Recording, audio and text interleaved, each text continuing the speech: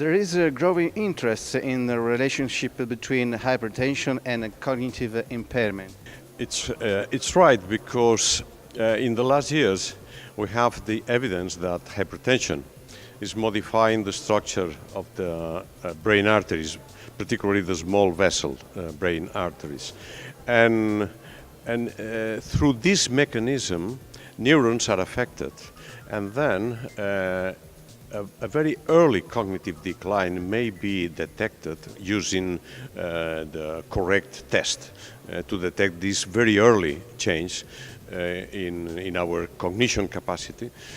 And blood pressure is related with this kind of very small affection at the beginning.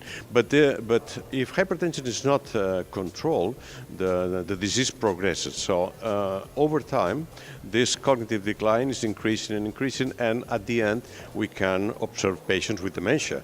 And the dementia has been induced, at least in part, by high blood pressure values. This is also true in patients with Alzheimer's disease, what is very interesting, because the Alzheimer's disease is also affected, and I think probably the progression of the disease is accelerated if coexist with hypertension.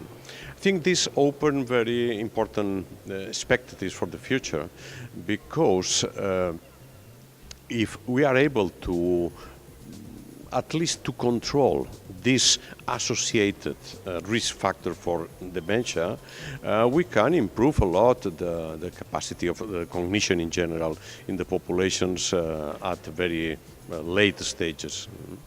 And do we have treatment to reduce dementia in patients with systolic hypertension?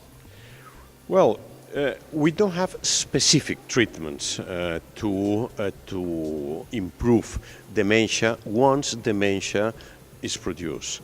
But we have treatments to delay or perhaps stop the process when the process is at the beginning. So this is the importance of controlling blood pressure in middle-aged subjects in order to avoid the progression of blood pressure in the elderly. It's very well known.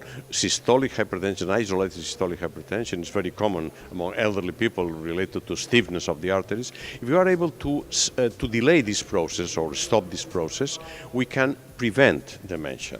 But unfortunately, once dementia is established, there is no treatment. But I think the hope is that in the future, if blood pressure control worldwide is fully increased, we can reduce the impact of the burden of dementia in the elderly, in the population in general.